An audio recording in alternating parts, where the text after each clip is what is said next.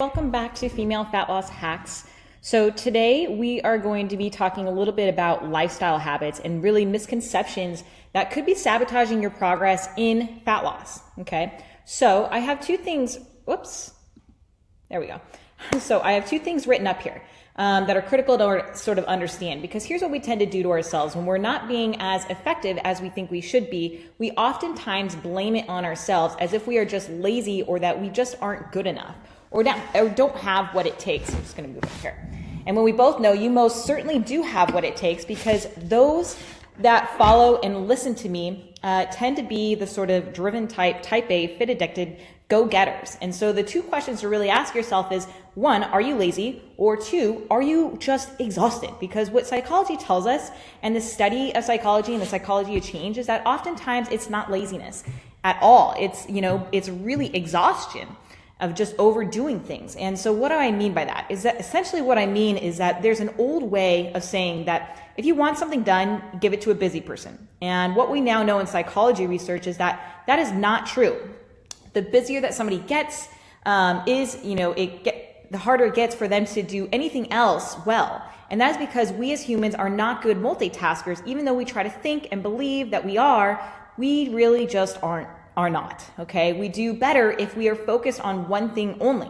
So if there's things, more things piled up, if the laundry's piled up, if the dishes are getting piled up, if you have a deadline at work and you just got a lot of things to do, you have to go maybe pick up your kids. You have all these things that you have to do. It may not be that you're lazy at all. It's just that you're drained, okay? You're exhausted. And what we now understand is that just like the muscles get fatigued when they're overworked, your brain capacity and your ability to exhibit and have self-control and willpower gets exhausted. And it's as if we have this battery, right, that is fully charged up in the morning, so long as you get a good night's sleep. And the more decisions that you have to make and the more tasks that you have to do throughout the day, your battery gets drained and drained and drained, and it's at its lowest at the end of the day. And essentially what this battery represents is your willpower.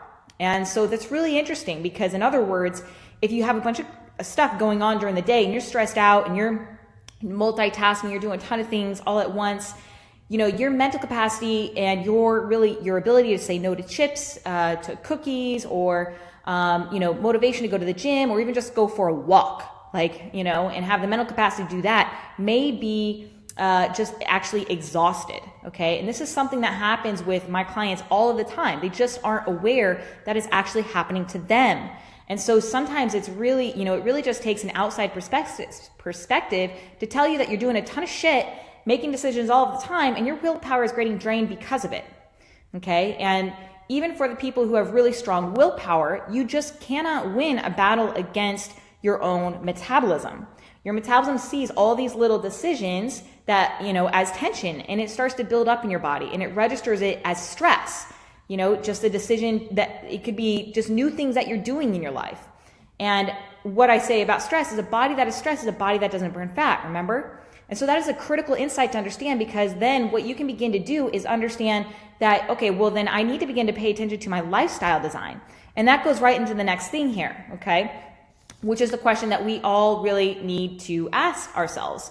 Is it you, or is there something wrong with your environment, okay? And so what, again, psychological researchers tell us in the study of, psychology of change tells us that more times than not, it's not the person at all, but it's a situation where it's the environment that they put themselves in. And so what you want to begin to do is you want to begin to understand these two critical points. Oftentimes what people do when they're trying to make change such as this is, when they're trying to make like a lifestyle change, is they add in all these extra things. They think they need to be doing more and more and more.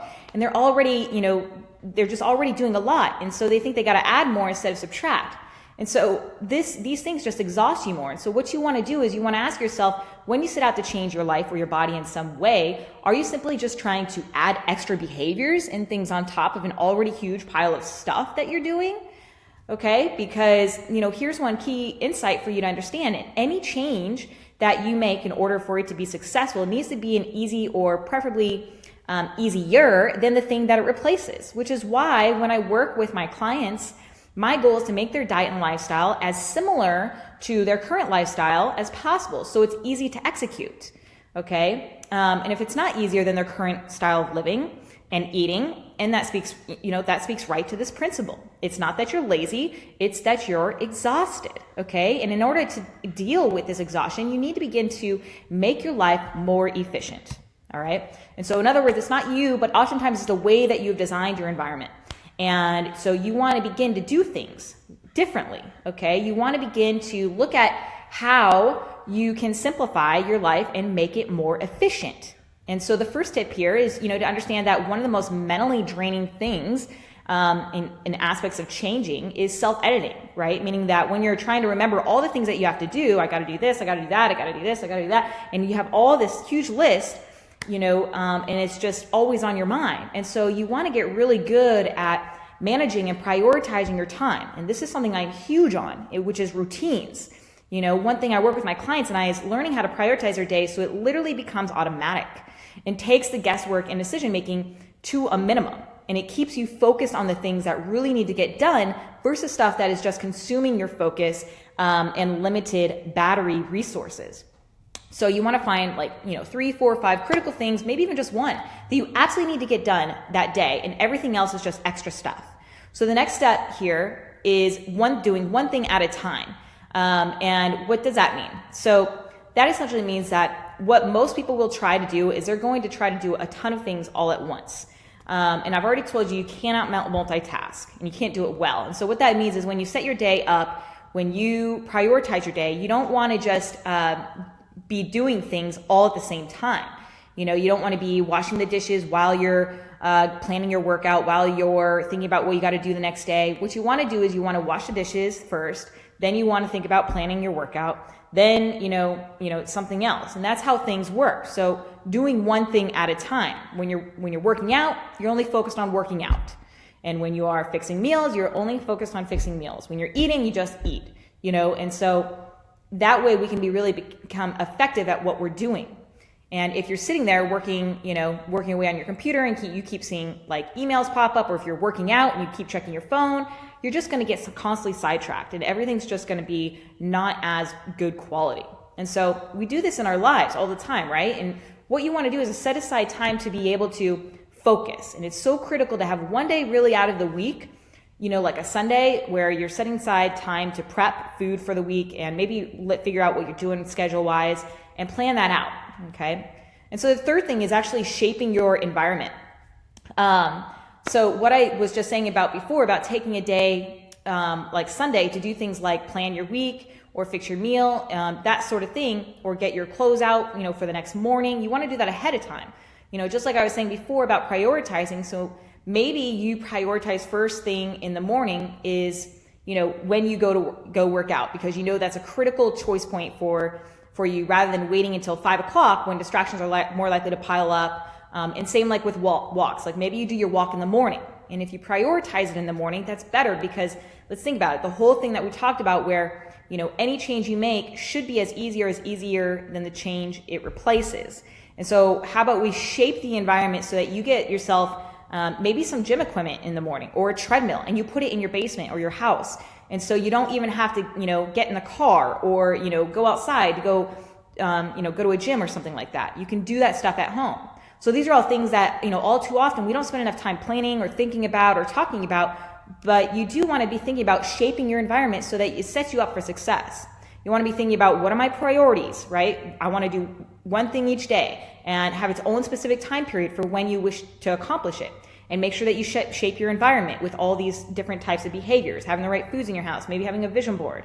So you guys may think I'm crazy, but I actually plan my day from start to finish in increments of 30 minutes, okay? And everything has its own time slot. And this is how I can stay completely focused and present on exactly what I'm doing in the day. And so I just look and it's very automatic. So I eliminate all that self-editing. And so the fourth thing is that this be, do, have principle, which is the idea that you have to be one thing, which will then allow you to do all the things that you're supposed to do so that you can have the thing that you want to have, which is like the body or a certain lifestyle. This is a critical behavior. This be, do, have helps you understand how to prioritize and think about all the things that you will need to be, right? How you need to be, the ways you need to behave to get the change that you want. Those are the things that are going to have to be in your key priorities. Those are the things that you're going to have to set a time aside to do all by themselves, okay, without interruptions and without distractions. So those are the things that you're going to have to learn, to shape your environment around, to incorporate them into your new lifestyle. So the idea here is that you're essentially, what you're doing is you're just pretty much faking it until you make it. And that is a good way to look at this. You're essentially mimicking the things that other people do along the way, the people that you look up to, and finding which one of those things works for you, and which one of those kind of things do you need to get, which of your stuff do you need to get rid of. So you're going to be finding the sort of the perfect plan, or the perfect formula, the perfect recipe that works for your fat loss lifestyle, so that you can begin to practice over and over and over, 10,000 hours in 10 years, to the result that you want. Okay. So hopefully these insights are really helpful for you guys. That's it for this video.